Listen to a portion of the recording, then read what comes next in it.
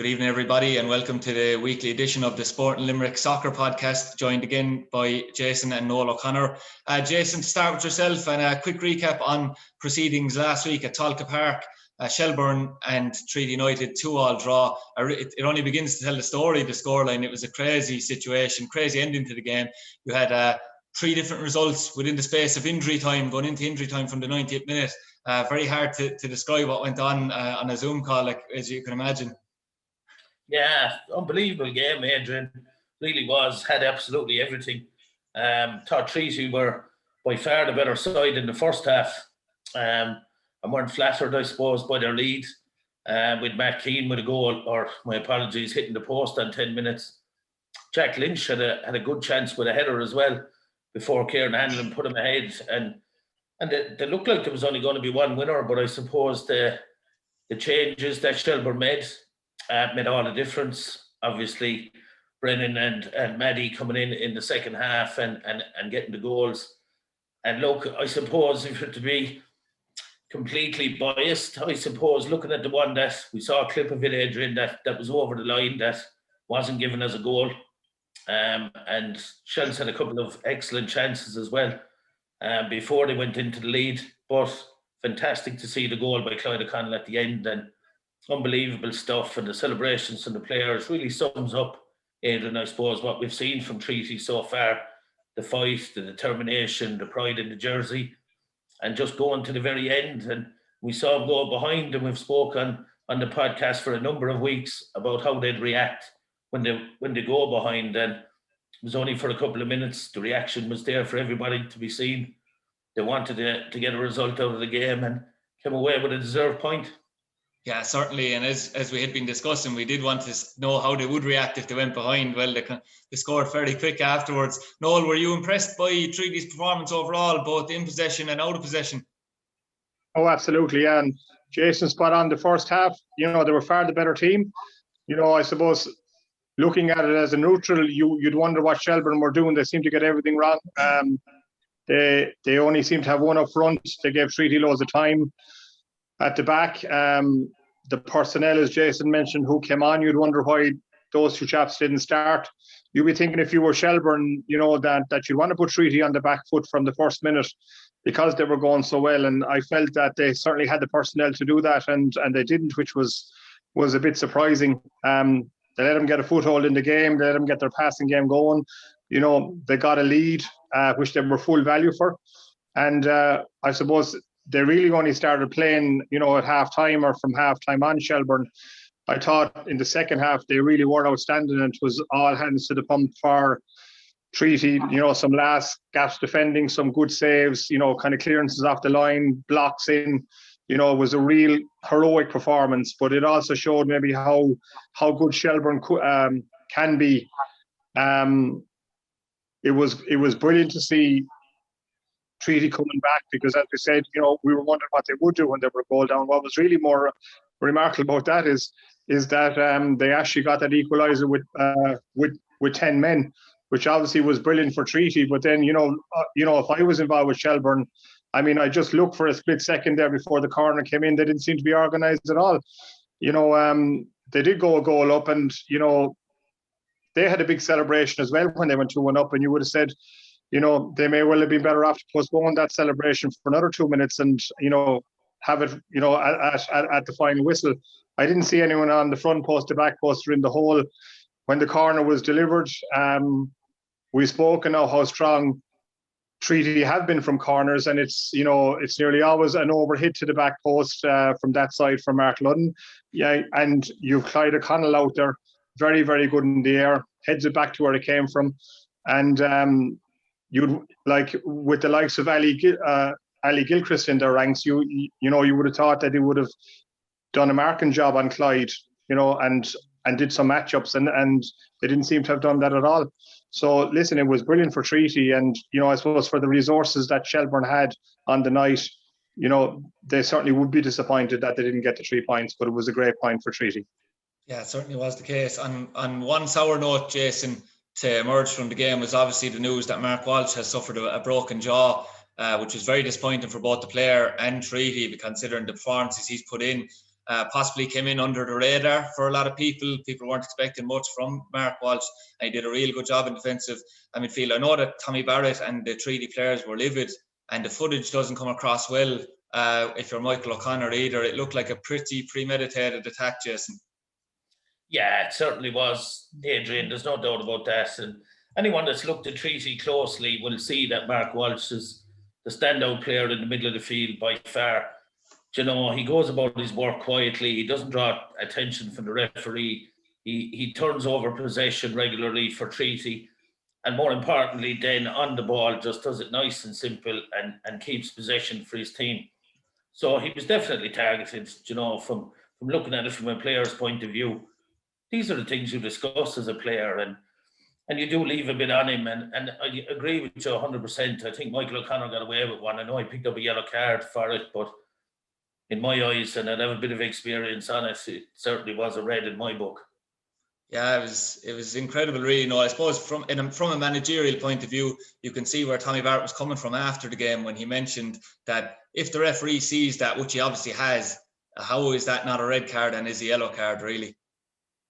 Yeah, I agree with you. And we spoke about, I wanted to talk too much about referees, but particularly for something like that, where a guy is going to be out of the game for a couple of months, you know, you certainly want him to, you know, to make the right decision. And even retrospectively, it seems that they can't do anything about it either. And then you're wondering about the linesman. He wasn't a million miles away, you know, and it's really disappointing, and it's something that you don't like to see in the game. It's just a shame that they can't do something about it, because that boy certainly deserves a longer ban than the one he'll eventually get from yellow cards. I think he was lucky to be on the pitch overall. I mean, we talk about too many fouls by Treaty, but I heard this morning that his foul count went into double figures and still only ended up with a card. Yeah, outside that. Yeah. You know, I think he gave away a lot of cheap fouls, a lot of lazy fouls, and you know, it's disappointing, really. And it probably comes down to a very inexperienced referee who hasn't played the game, doesn't understand that, you know, that this kind of stuff can happen, and it's probably something that they don't talk about in referee school, for want of a better word, either. So hopefully he'll learn from that and realize that this is possible, and these things can certainly happen during the game. Yeah, definitely. And moving on to this week's challenge, Jason, it's another trip to the capital for Treaty. They're travelling to play free scoring and very technical UCD side. It doesn't get any easier. No, it certainly does not, Adrian. But look, after last week and all the games so far, I'm sure the Treaty players will be looking forward to it. We know UCD, total football. It'll be 3-5-2 or a version of it, maybe 3-4-3, but very fluid in it. Individual errors kind of cost them early doors in the season, but they've seemed to iron them out over the last couple of weeks. You know, obviously, Colm Whelan, 8 goals in 6 games is the obvious threat, but there's a lot more to him, Adrian, than just scoring goals. The tactic for UCD up to this has been in possession of the ball, moving it out from the back into the middle, and Colm Whelan makes a move out to the wing, trying to disrupt the 2 centre-backs, trying to create a gap in there between the 2 centre-backs, and to get runners from midfield. And that's kind of the tactic that they've been using to open up the opposition. But listen, it's going to be a difficult game for Treaty, there's no doubt about that. But listen, they've nothing to be afraid of. You know, you'd expect Charlie Fleming to come back in. You'd expect Clyde O'Connell to go into the back 4. You know, and you might see Callum McNamara in the middle of the field. But there's a doubt still over Joel Custrain. If he's on the wing, I think that's where UCD are vulnerable with this formation, and maybe isolate Sam Todd, you know, and get at him down the flanks, and that could be the route to a point, would be my prediction for Treaty this week. Yeah, and while we get to the overall predictions later on, Noel, it's fair to say Andy Myler has assembled a strong squad. You know, Sam Todd was at Finn Harps, was a strong player. You've got Liam Kerrigan, Evan Weir. The list goes on, and obviously 2 young aspiring managers trying to get their teams in the future into the Premier Division and higher up the ladder. So it makes for an interesting game. Yeah, great start for UCD. In fairness, I suppose the couple of things will have met a team that's as physical, if you like, than Treaty. I think, you know, and of all the results, I think the one that'll give Treaty the most confidence is certainly last week. and going back to Dublin, and they will be prepared to sit in again. And as you already said about the total football, if you like, of UCD, that kind of plays into Treaty's hands because they're so hard working and they get goal side, if you like, and they get guys behind the ball. And it is possible, if you're nice and narrow, like Treaty were last week, to make it really difficult for them. So the one worry I would have is because obviously Mark Walsh is out and Anto O'Donnell haven't got the red card last week, and there's kind of four key players or 4 or 5 key players that they need in that central area, and they've been kind of mixing and matching them in the last 2 weeks, but now they're down 2 of them on Friday. So from that point of view, it is a bit of a worry. While they have guys to come in, they won't be as battle hardened, if you like, as the 2 lads that are gone out. And hopefully the guys who come in can acquit themselves well. But I suppose we're coming to that stage now where a few injuries and a few suspensions, of those key players are going to really put it up to Treaty. Yeah, you mentioned his name already, Jason, in Colm Whelan. Obviously, he scored 2 hat-tricks already for UCD. He's picked up where he's left off from last season. One of the key battles is going to be between him and the centre-backs, him and Sean Gearns. And a word on Sean Gearns as well. I mean, not only has he come from St. Michael's up to League of Ireland level, but he has excelled so far. I mean, he's largely maybe gone under the radar as well in terms of the performance because he hasn't actually put a foot wrong, and obviously he'll need that again when he's playing up against Colm Whelan on Friday night. Definitely, Adrian. Like Sean Gearns and Mark Ludden have been the 2 constants, I suppose, in the back 4. And similar to Mark Walsh, goes about his job quietly, not looking to play Hollywood passes or any silly stuff. A solid defender. And you already mentioned the movement to Colm Whelan, and that's going to be very, very important for Sean Gearns and possibly Clyde O'Connell if he's next to him to manage that and passing him on and realising when he becomes dangerous and when he is not dangerous. And if he wants to go into wide positions, then let him go into wide positions, pass him on, and defend your goal and protect Ty Ryan and not leave gaps for midfielders to run through, because we've seen it, it's there in black and white. Whelan has 8 goals in 6 games, but they've 9 different scorers, Adrian, in total. They've 18 goals scored in 6 games. So while Colm Whelan is a very, very influential player for them, it's his movement, it's not only his goals, he's very, very quick. And if Sean Brennan, if he plays in the middle on loan from Rovers, back from Southampton, very, very good on the ball, very, very clever, excellent from set pieces. And they'll be an intelligent team, Adrian. They'll be looking to move players around. They'll be looking to pull Treaty out of position. As the likes of Sean Gearns, Mark Ludden, that will have to keep the lads steady at the back. Yeah, definitely. And Noel, I think one thing that has surprised many people, particularly in maybe the Galway away game and the Shelbourne away game, is actually how comfortable, particularly in those first halves, that Treaty have been in possession and that they've had a lot more of the ball than maybe we suspected that they'd also have in that period of the game in the first half. Delfield Bold, one of the best pitches in the division as well. So, you'd be hoping obviously that Treaty can gain a foothold early on, even though I know you said that there is concerns now that the fact that they might not have that base to build off, or it won't be as strong this week.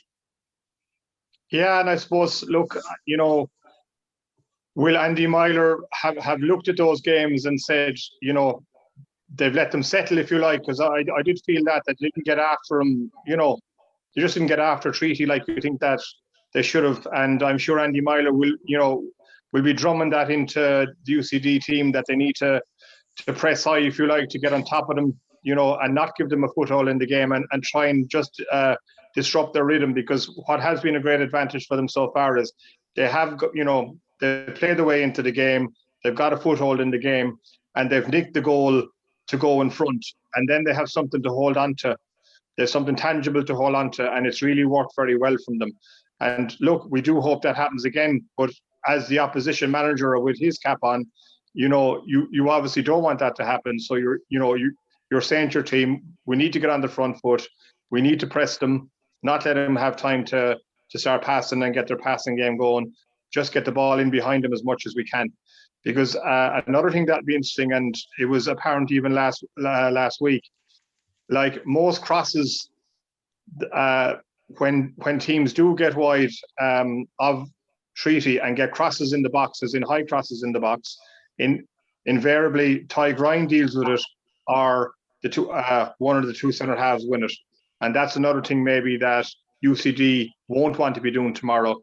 They will try and get on the end line, I'd say, but they'll be looking to pick out passes as such, or cutting the ball back from the end line, as opposed to just lobbing crosses into the box, which for this Treaty group is meat and drink to them. Yeah, definitely the case. And Jason, Noel mentioned Ty Grind there.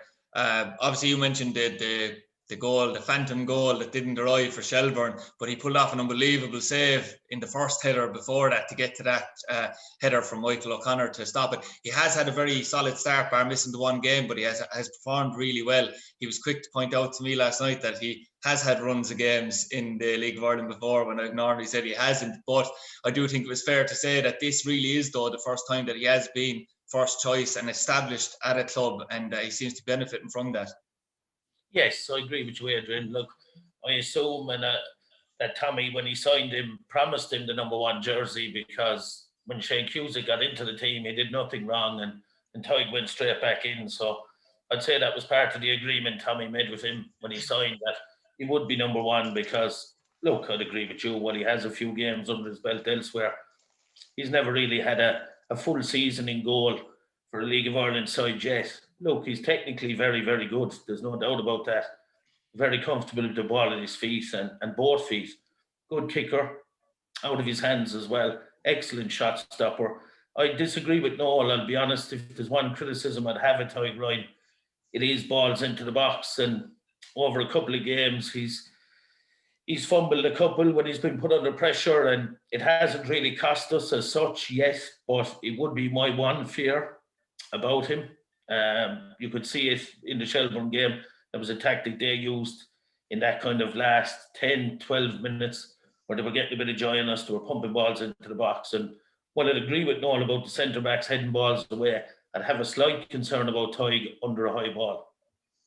Yeah, and on a more positive note, again, Noel, we have returning players. Charlie Fleming returns after 3 games out, and it probably will be the perfect time for him to come back, because he'll have a shout of getting straight back in the team, whereas he might not have. I mean, I know that's not set in stone, but he has a better chance anyway with the injury and suspension to the 2 players we've mentioned earlier on. But probably even more positively was seeing Dean George come off the bench and look quite lively against Shelbourne.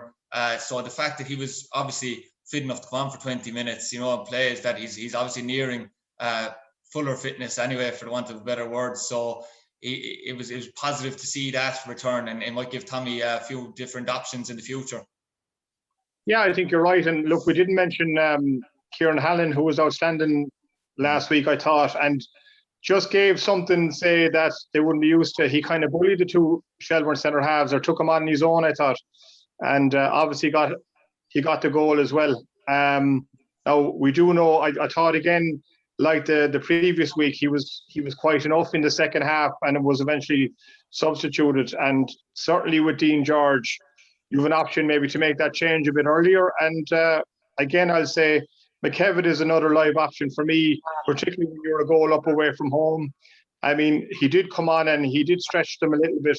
If you want to get that pressure relieved at times, it's great to be able to play a ball out wide and in behind the opposition fullbacks, and have a guy who has the pace and desire to get up there.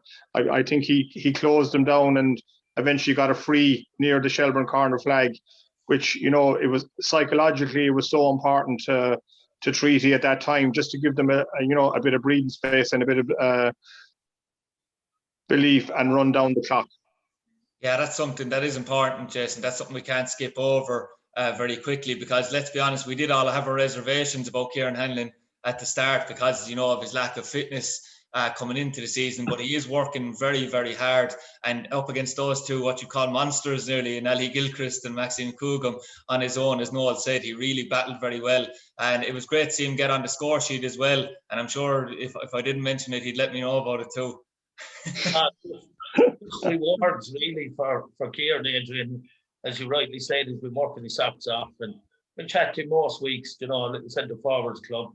You have a little chat every week, and he is, look, the fitness is improving every week. The goal will will push another 10 minutes on the clock for him this week, because he'll be looking to build on that, and if Treaty get a penalty, I'd like to see it given to Kieran. I'm a firm believer in that, and we'll see that with Colin Whelan and UCD. The penalties come along and they give it to the striker, and that would be just desserts, I suppose, for the work that Kieran is putting in.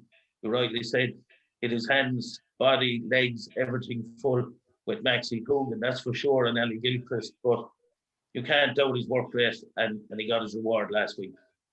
Yeah, on one maybe sour note as well, you've obviously got something that we haven't mentioned because there was so much going on in that last week. We obviously got another red card to the name, which is we've had red cards in 2/3 of our games so far this season. I was speaking to Clyde O'Connell last night, Noel, and you can see that, although you can see the frustration sinking into the players now as well, because it's dominating people's minds. There's been a really positive start to the season, but for the people who maybe don't watch games as intently as us, all they're seeing is red card next to Treaty's name again, which is quite frustrating and probably can gloss over some of the good start and take away the attention from it. But it's important that you don't take that kind of to bite out of Treaty as well, Noel, because I just don't think they'd be the same team without that too. So no, and like no 2 red cards, if you like, are the same. Like there's a massive difference between the one last week, say, and Charlie Fleming's one.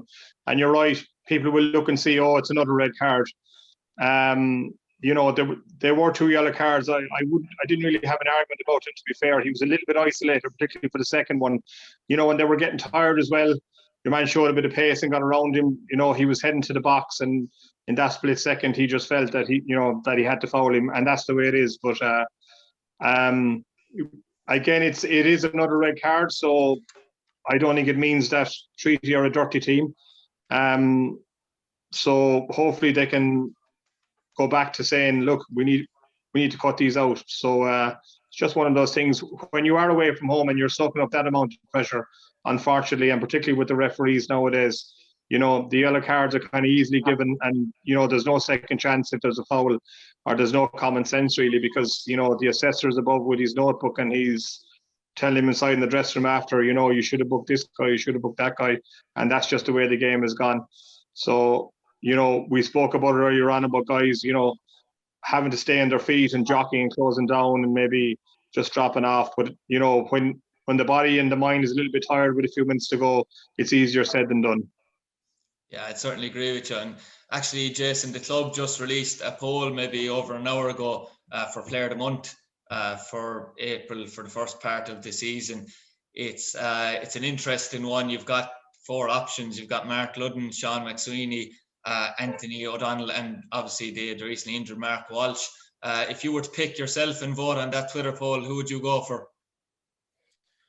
I suppose it's impossible really to ignore Mark Ludden. He's impacting the game going forward. He's impacting the game defensively.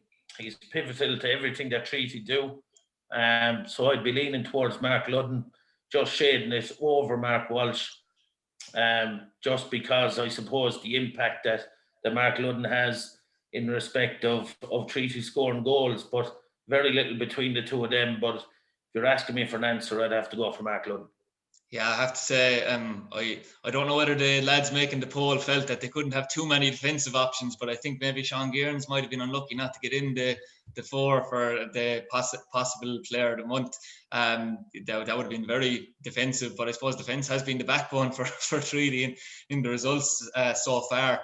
And Noel, yourself, obviously I know Jason has said Mark Ludden. It's hard to look past him, Noel, considering what he's done in attack and defence for Treaty so far.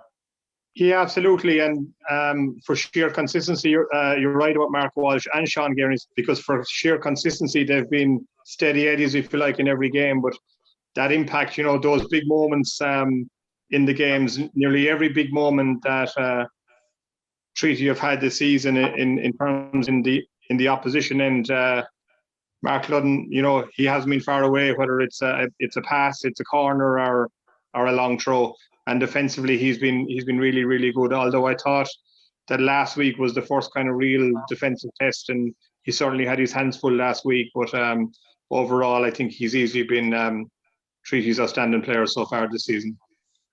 Yeah, Jason, there was one talking point in the Electricity League last week. It was what seems like from the outside a crazy decision from Kevin Sheehy to name 3 subs on the bench for a Waterford game, and then 3 days later name 4 subs for Waterford. He said he felt that if he named academy players on the bench, that they wouldn't get the necessary protection from the referee if they were called upon.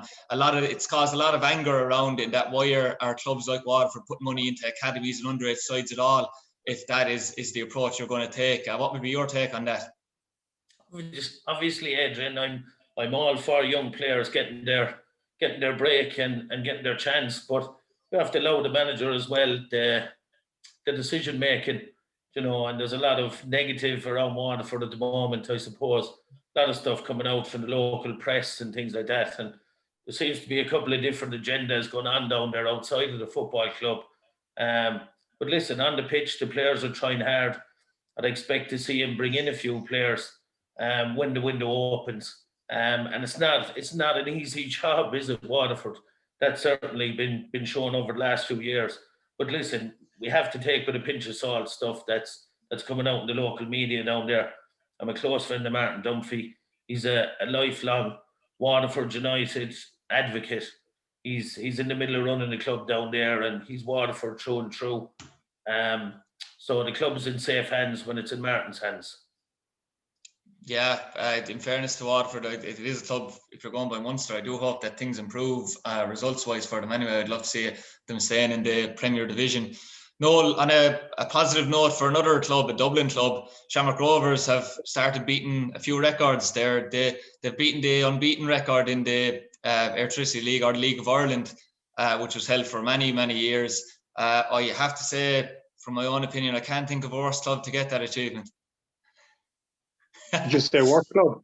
Worst club. No, but in fairness, I half jokingly, but in terms of gloating fan base and jealousy, yes.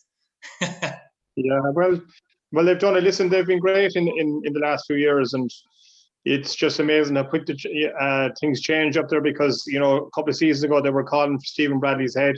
They were a distant third behind a very, very strong Dundalk and Cork City team, and they've stuck to their guns and spoke about academies. They seem to be well able to produce players. They're selling players on, and they seem to have the right personnel. They have a lovely mix in the group. They have a lot of young, good technical players that have come through the UCD ranks as well, and they have some real warriors, if you like. Like Lopez and Joey O'Brien, that are real characters, and they have a lovely blender, and they're certainly going to take a bit of stopping. You can see St. Pat's have improved a lot this year as well, and they'll probably give them a run for their money, but probably in the end they seem to be grinding out results, Shamrock Rovers, and hence the unbeaten run, and they seem to be able to they have that championship knack now at the moment of scoring late goals. Yeah, because of the collapse of Dundalk, it's probably the first year in a few years, when you consider Dundalk and Rovers and Dundalk and Cork, that you don't have that outright challenger for Shamrock Rovers right now. Jason, just to give a quick prediction we'll go over the few games in the first division, which are all scheduled for Friday, but obviously starting with the Treaty United game. I really should start a predictions league at this stage between all of us, but to start off with UCD and Treaty United, what do you think will happen? Yeah, look, I suppose my prediction run came to an end last week. So very short run, Jason, by the way. It was about as long as your runs when you were on the pitch. I would expect Treaty to come away with a point, Adrian. I really would. I think UCD's setup and their approach to the game will I suppose, play into Treaty's hands. Treaty's won't change anything, I don't think. Obviously, a couple of changes in personnel, but how they set up, again, like we always say, teams that play out from the back, you let them have it when it's in areas that's not going to hurt us. You get the shape right in the middle, and the minute they play the ball into the middle, it's nice and strong and nice and firm, turn possession over, and I think we'll get some joy down the side. So maybe a couple of goals in it, Adrian. It won't be a 0-0, but I'd fancy Treaty for a point. Yeah, Noel, you followed suit with Jason's 3-1 prediction for Shelbourne last week. Are you going to follow suit again this week? No. Now these last few mojo, I better make my own solo run, I think. Yeah. running off what you say is a sinking ship. Yeah, I think actually, and I mentioned already, I think the Treaty can ill afford to lose the likes of Mark Walsh and Anto O'Donnell, and I think, probably a 2-1 defeat. Obviously something might have wanted to happen, but I just feel that they just can't afford to lose guys of that caliber at the moment, and I don't think the guys that are going to step in at this stage are, they'll probably need a few games in before they start to get into that run. So I do fancy UCD with their ability to score goals that they'll squeeze out a victory. There is a lot of important games on, Jason. You have a big one now where Shelburne and Athlone Town play each other at Talca Park. Both sides will be coming off what they will consider disappointing results last week. How do you see that one going? Yeah, I was speaking to Adrian Carberry today, and he was very, very disappointed, obviously, with last week's result, but wasn't disappointed in the performance. He said they created numerous chances and just didn't take them, and that was the difference. They're not afraid of Shells, that's for sure. And if Shells, I suppose, turn in the performance that they did in the first half last week against Treaty, then Athlone have a chance. But you'd expect Ian Morris to make a few changes. They are at home, and it'll be interesting to see how Athlone react. So I'm going for a home win there, Adrian. Yeah, Noel, to go on to another important game with two pre-season promotion favourites, shall we say. Bray Wanderers are like Brighton, as we mentioned before, in the English Premier League. They're drawing a lot of games at the start of the season, finding it hard to win games. They're playing away to Galway United, who will obviously be looking to build on their results. So how do you see that one going? Yeah, I watched a good bit of the Galway Cove game last Saturday night. I just felt that, you look at the result, and I know Cove again had a man sent off, but a 4-0 win down there. Just felt that they started to get their kind of grinding game going. I think that they're not going to be pretty to watch, Galway, but they certainly lifted it up to another level. I thought they were kind of relentless in the game, and they will be buoyed up by that, and I'd expect them to win on Friday night. Yeah, and at the other end of the table, Jason, you've got a pressure cooker of a game in terms of Cork City entertain Wexford, who obviously had a poor result last week, but they had both two sending offs actually in the game, and Jimmy Corcoran after a minute. But there is pressure obviously on Colin Healy. I know he got a draw against Bray, but they need wins, and obviously Wexford will be hoping for wins as well. So how do you see that one going? I think if we don't see a home win, Adrian, we could possibly see a change of manager there. But listen, Cork should have enough to win the game. You'd hope for them, obviously, that they do. But they're not scoring goals, Adrian. That's the big problem for Cork. They've only scored 4 goals in 6 games, and that's going to have to change on Friday night if they are to win the game. But I will tip them to win. Yeah, and last but not least, Noel, you've got Cavantilli entertaining Cove Ramblers. I will start to believe Cavantilli now having 9 points, I believe, if I'm not mistaken, in the table. That was a big result for them last week against Athlone, which no one really saw coming just by the form of Athlone in general anyway. They play Cove at home. What way do you see that one going? Yeah, they certainly had a great win last week, and they're picking up a few wins. It just shows you how important those wins are, even if you don't get a result every week. A couple of wins keeps you there or thereabouts. I probably would think that game could end up a draw. I thought Cove, in fairness, they had some good performances last week. It's just that they were down to 10 men so early, but I don't think that they will have taken a battering in terms of their confidence, and it's a kind of a overall an even enough contest, and I'd say that it could end up a draw. Yeah, and thanks very much, gentlemen, for your contributions again this evening. We're yet to comment still on a Treaty United defeat, and long may that continue. So hopefully we'll see a positive result on Friday evening for us. And thanks very much for joining us once again. Preview.